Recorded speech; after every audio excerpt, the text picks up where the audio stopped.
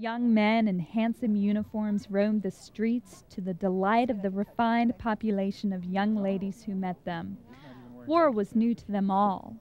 And so, when the Confederate Army left Winchester on the morning of July 19th, bound for Manassas Junction, the citizens were disappointed.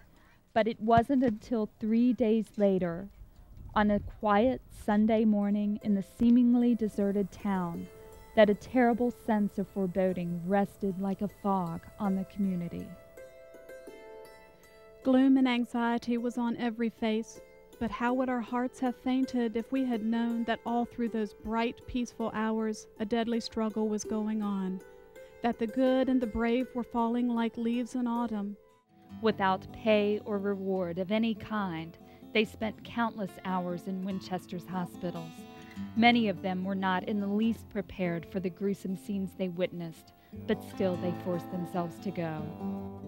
I wanted to be useful and tried my best, but at the sight of one face that the surgeon uncovered, telling me that it must be washed, I thought I should faint. A ball had struck him on the side of the face, taking away both eyes and the bridge of his nose. The surgeon asked me if I would wash his wound.